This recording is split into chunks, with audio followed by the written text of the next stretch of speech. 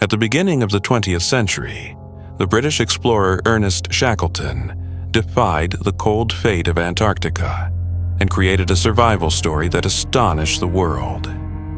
However, in order to survive in Antarctica, he experienced something quite strange. What exactly did Ernest Shackleton go through, and what kind of experience did he have?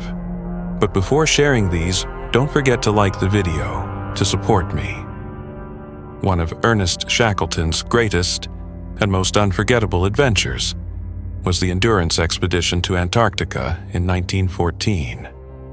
Shackleton set out to cross the continent from one end to the other, attempting one of the most difficult journeys in human history, but things did not go as planned.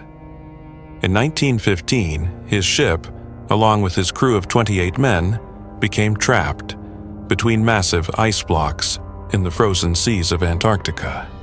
Shackleton and his team were stranded in one of the most remote and dangerous places on Earth. There was almost nothing they could do. The nearest land was thousands of kilometers away, and in the surrounding freezing cold, nothing could grow. With food shortages and brutal weather conditions, this deadly journey turned into a struggle for survival. Still, Shackleton and his crew managed to survive for an entire year, drifting on the ice, slowly consuming their supplies, but this could not last forever, and they were running out of strength. Eventually, they abandoned the ship, and using small boats, they made their way to Elephant Island. But even this plan was extremely risky. The boats were small, fragile, and the ocean around them was merciless. Yet, against all odds, they reached the island. But reaching the island did not mean they were saved, because there was almost nothing there. No food, no shelter, only cold and silence. To survive, they needed to reach the whaling stations on South Georgia Island. But there was one problem. It was 1,300 kilometers away, and they barely had enough supplies.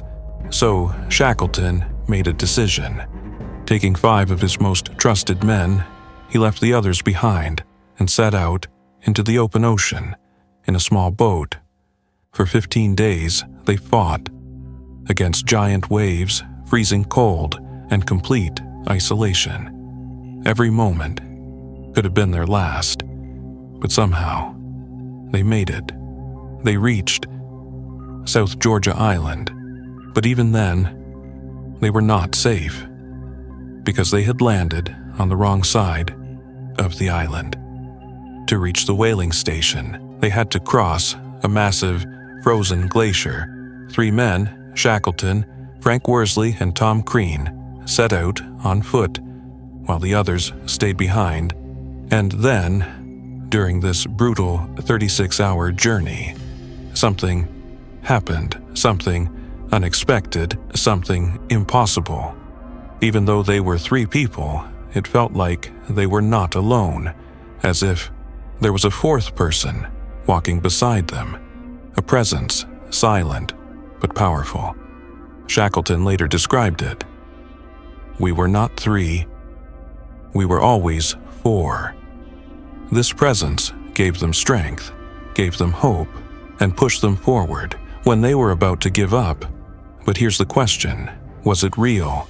Or was it just the human mind fighting to survive? Because Shackleton was not the only one." In 1947, pilot Charles Lindbergh, while flying alone across the Atlantic Ocean, claimed he was not alone. He felt a presence in the cockpit, guiding him, keeping him on course. Mountaineer Frank Smythe, near the summit of Everest, felt the same thing. A presence, helping him continue, helping him survive. And in 1983, Canadian mountaineer Jim Sevigny, after a brutal bear attack, severely injured, bleeding, on the edge of death, experienced it too.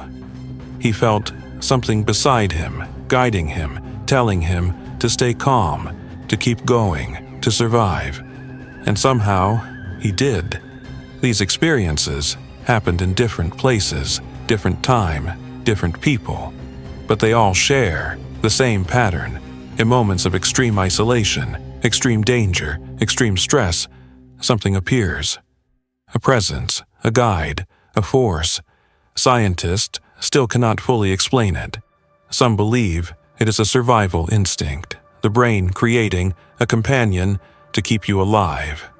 Others believe it is something more, something spiritual, an angel, a spirit, a divine intervention. Psychologist Carl Jung had another idea.